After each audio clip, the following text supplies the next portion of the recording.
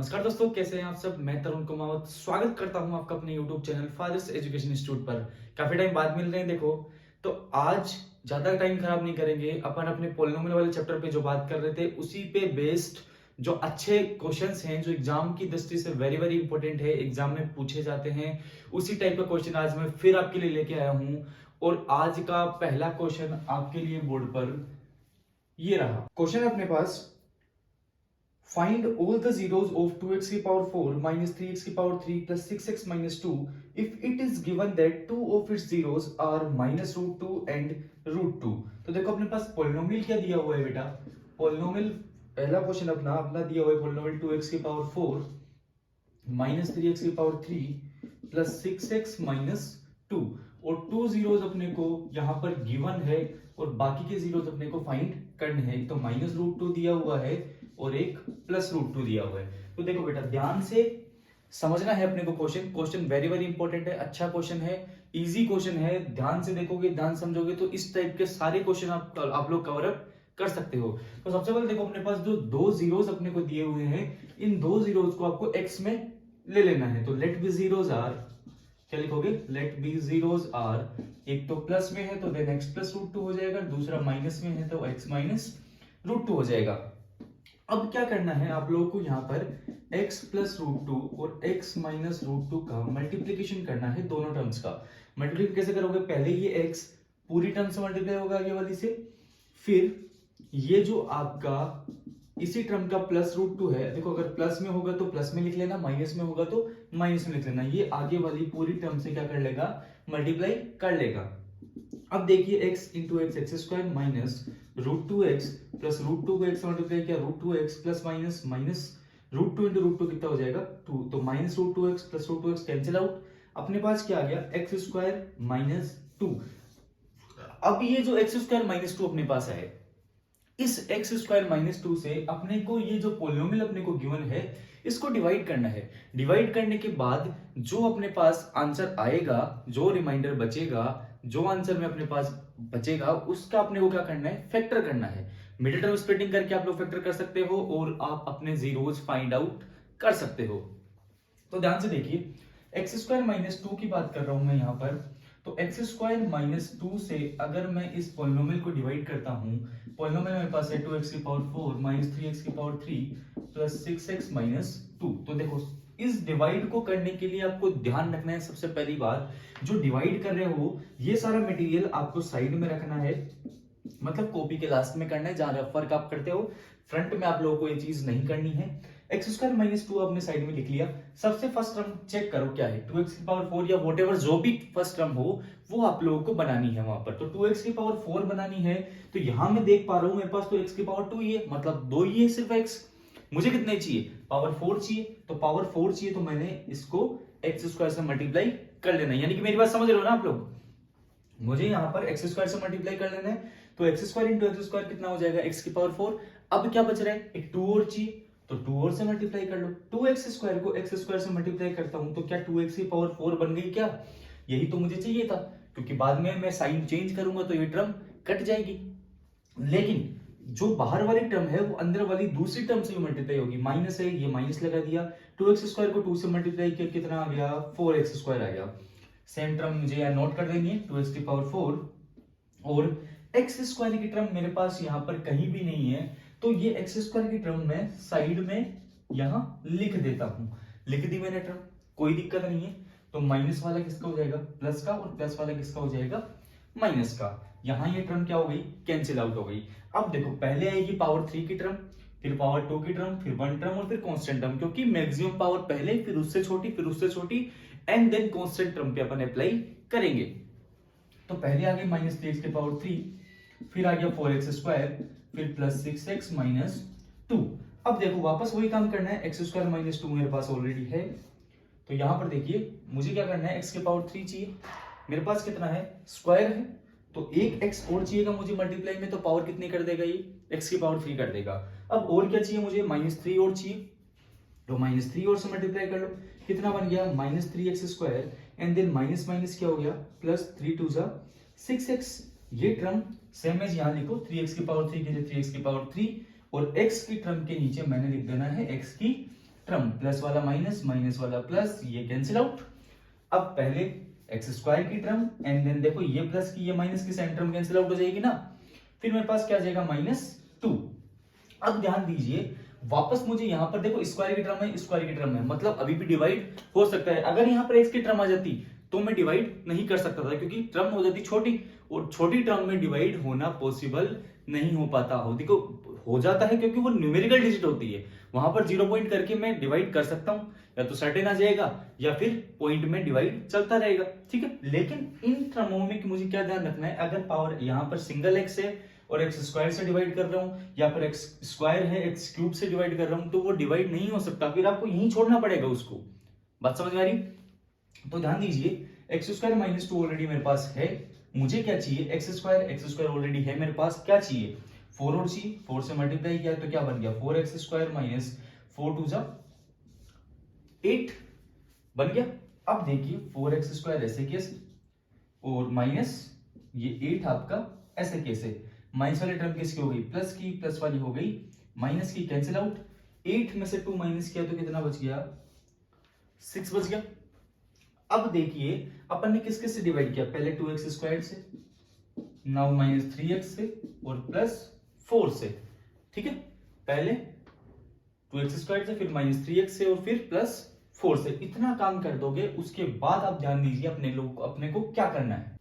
हाँ तो भाई ध्यान दीजिए, मैं क्या बता रहा था कि अब जो ये टर्म अपने पास यहां पर है इसके अपन फैक्टर करेंगे, लेकिन ये फैक्टर तब होते हैं बेटा जब यहां कोई रिमाइंडर नहीं बचे थे। यहां पर अपने पास क्या बच रहे, 6 बच रहे, लेकिन यहां पर क्या हो जाना चाहिए, पूरा पूरा डिवाइड हो जाना चाहिए था। अगर पूरा पूरा डिवाइड हो जाता है तो अपन इस टर्म की क्या कर लेते, मिडिल टर्म स्प्लिटिंग कर लेते, लेकिन यहां पर ऐसा पॉसिबल नहीं है। तो यहां पर ये 6 हो गया, तो आप ये लिख सकते हो कि टू जीरोस अपने को दे रखे -√2 और +√2, लेकिन आगे इसके कोई भी जीरोस नहीं होंगे, ठीक है।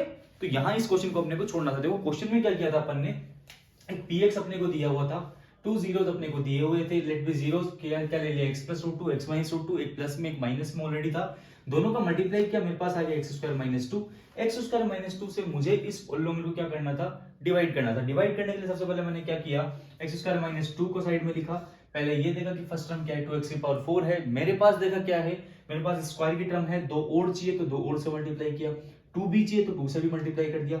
इस बाहर वाली टर्म को अंदर वाली दोनों टर्म से बारी बारी से मल्टीप्लाई किया, जो टर्म्स बनी उनको सेम पावर के नीचे अपने को डिनोट करनी है। ऐसा नहीं है कि 4x² आ गया तो मैं यहां लिख दूं, नहीं, सेम पावर के नीचे same power, like term choose करनी है, उसके बाद उस पर अप्लाई अपने को करना है। आगे देखिए ये टर्म करने के बाद स्क्वायर की कोई टर्म नहीं थी मेरे पास यहां पर, तो मैंने साइड में लिख दिया, साइन चेंज कर दिया मैंने। साइन चेंज करने के बाद ध्यान दीजिए यहां पर हो गया -3x⁴, ठीक है। अब यहां पर ये टर्म आ गई, पहले पावर 3 की, फिर पावर 2 की, फिर कांस्टेंट टर्म, और फिर पहले x की टर्म और फिर कांस्टेंट टर्म। लेकिन अब मुझे क्या बनाना है, 3x⁴ बनानी है, तो सेम एज x² - 2 मेरे पास है, पावर 3 चाहिए तो 1x से मल्टीप्लाई करूंगा, -3 और चाहिए तो -3 से मल्टीप्लाई कर दिया, जो टर्म बनी डिनोट कर दी, एक टर्म कट गई, दोनों टर्म यहां पर देखो ये भी प्लस माइनस की आ गई, ये कट गई, ये माइनस प्लस की, ये कट गई, स्क्वायर की टर्म और कांस्टेंट टर्म। फिर एक बार मैं मल्टीप्लाई यहां पर कर सकता हूं, क्योंकि स्क्वायर की टर्म है और स्क्वायर की टर्म मेरे पास ऑलरेडी क्वेश्चन में है, तो सेम टर्म में सेम टर्म का डिवाइड हो सकता है। अगर यहां पर x की टर्म आती, यहां पर क्या आ जाता, अगर x की टर्म आ जाती तो मैं यहां डिवाइड नहीं कर सकता था, मुझे यहीं पर इसको छोड़ना पड़ता।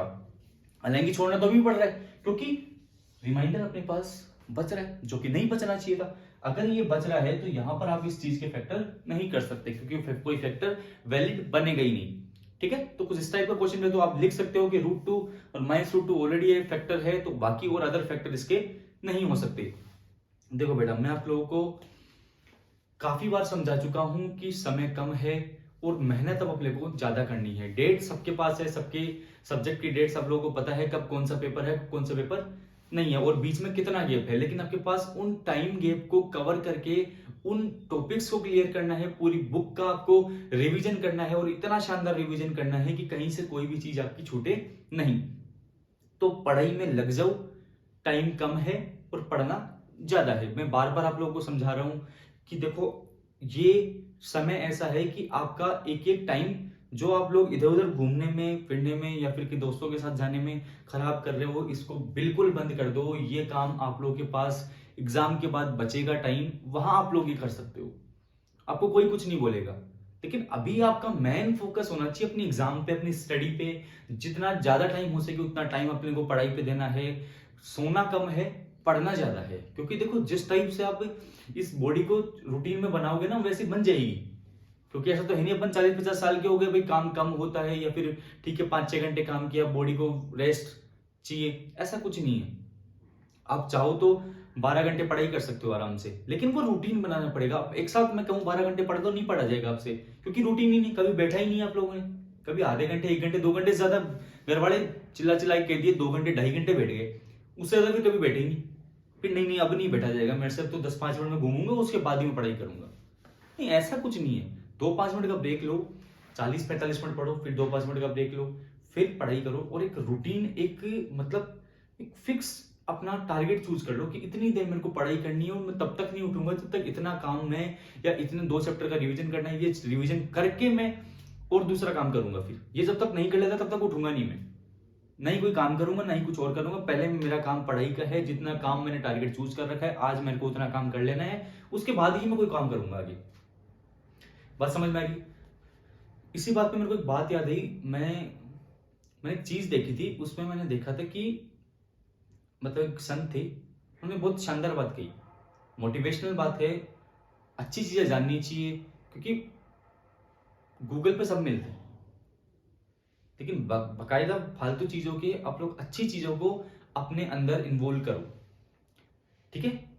अच्छी चीजों का मतलब क्या था कि उन्होंने कहा था कि आप जिंदगी में चाहे जितने पैसे कमा लो, चौनी 1 रुपया आप लोग ऊपर नहीं लेके जा सकते। ये बात सबको पता है। जितना मर्जी कमा लो, आप लेके कुछ नहीं जाना। सिकंदर का नाम सबने सुना है, जिधर से निकल गया उधर से विजय श्री उनके चरण चूमती है। जिधर से निकल गया वो रास्ता, वो वहां पर जो राजा है, जो भी कोई है, वो सारा साम्राज्य उसी को जाता है। बलशाली था, पराक्रमी था, महावीर योद्धा था। तो ऐसे ही एक दिन गुजर रहा था, तो संत थे कुछ, तो उसको आता देख प्रशंसा करने लगे, ओहो सिकंदर सिकंदर आए हैं, बहुत पराक्रमी महान योद्धा हैं। तो उनकी प्रशंसा सुन के रुक गए। तो कहने लगे संत कि आप तो बहुत पराक्रमी योद्धा हो, हम तो संत साधु हैं, ये कोई सुई दिखाई, बोले कपड़े फट जाते हैं, सिल लेते हैं, बोले तुम पराक्रमी योद्धा हो, तुम्हारे पास सब कुछ है, एक काम करना, जब हम लोग मर जाएं तो ये हमें स्वर्ग लोक में दे देना, ऊपर दे देना हमें। तो बोले नहीं नहीं ऐसे ये कैसे बात कर रहे हो, ऊपर क्या लेके जाना है, ऊपर कैसे ले जाऊंगा मैं, कैसे दे दूंगा आप लोगों को। बोले तुम्हें यही तो समझना है, ये जितने लोगों के तुम सर काट रहे हो, ये कर रहे हो और अपना साम्राज्य स्थापित कर रहे हो, क्या लेके चले जाओ, क्या लेके चले जाओगे। तो मेरा कहने का मतलब है कि तुम लोगों को किसी और चीज पे कोई फोकस नहीं करना, तुम्हें किसी को दिखाना है, करना है, नहीं।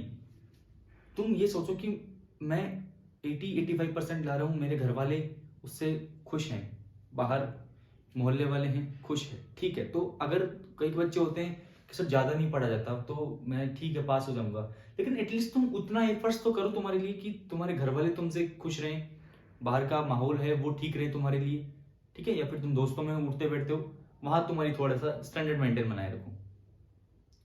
बाकी जब तक इंसान कामयाब नहीं हो जाता अपनी मंजिल में, तब तक उसे कोई इज्जत नहीं होती। आजकल के बच्चों का सबसे ज्यादा ऐसा होता है कि ठीक है कोई 2 बात कह देते हैं तो उनको लगता है कि अरे मेरे तो पता नहीं मुझे क्या कह दिया, ऐसा तो नहीं कहना चाहिए था इनको, मेरे तो इंसल्ट हो गई। अरे किस बात की इंसल्ट?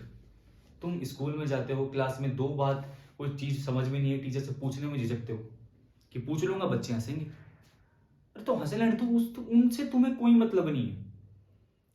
सबसे बड़ी बेवकूफी है उनकी हंसने, वो हंसेंगे मेरे ऊपर, या वो सोचेंगे कि मेरे को इतनी चीज नहीं आती तो मैं टीचर से कुछ नहीं पूछूंगा। सबसे बड़ी बेवकूफी है, पूछ लेना चाहिए। तुम स्कूल में फीस तो भरते हो, पूछने के लिए तो देते हो ना, या फ्री फोकट में जाने आने के लिए, वहां मटर गश्ती करने के लिए पैसे देते हो, ऐसा नहीं है ना। तो यही समझाना चाह रहा हूं कि आप अपना जो माइंड है वो इस तरीके से सेट करो कि आपको किसी की बातों से कोई फर्क नहीं पड़ना चाहिए, क्योंकि वही हंसने वाले रिजल्ट वाले दिन चौंक जाएंगे। फिर आप कह देना कि यार देख तुम लोग हंसते थे उस टाइम, लेकिन मुझे समझ में नहीं आता, तुम्हें पूछता था वो एग्जाम में आया और मैंने वहां लिख दिया, नहीं पूछा होता तो वो भी नहीं लिखता, आपके भी नंबर नहीं बढ़ने थे ना फिर। तो ठीक है, कोई बात नहीं, कोई हंस रहा है, कोई कुछ कह रहा है, कह लेने दो, लेकिन आप उनको बोल के किसी को जवाब मत दो। बोलने से कोई जवाब नहीं मिलता। आप अपने काम को, भाई आपको घर वाले सारे दिन या फिर टीचर्स ये कहते हैं कि तू पढ़ता नहीं है, ये नहीं करता, वो नहीं करता, तू पढ़ाई कर, ये कर, वो कर, तो आपको उनको सामने जवाब देने से बढ़िया है आप अपनी स्टडी को इतना शानदार कर दो, रिजल्ट ऐसा दे दो कि अगले के पास आपके कहने के लिए कोई शब्द नहीं हो, वरना वही लोग रिजल्ट पे डबल ताने मारेंगे आप लोगों को। समझ में आ रही बात? तो फोकस करो। काम मैंने चालू करवा दिए, क्वेश्चंस आपके कंटिन्यू मिलते रहेंगे आप लोगों को, लेकिन पढ़ाई इतनी शानदार कर दो कि मजा आ जाए। बस एक बार रिजल्ट देख के आपको, आपका भी दिल खुश हो, आपके माँ बाप का, और हमारा नाम भी रोशन करो आप साथ में। ठीक है, तो पढ़ाई चालू कर दो और क्वेश्चंस आप लोगों को डेली मिलते रहेंगे, और डेली अपनी पढ़ाई अब रूटीन पे आ चुकी है।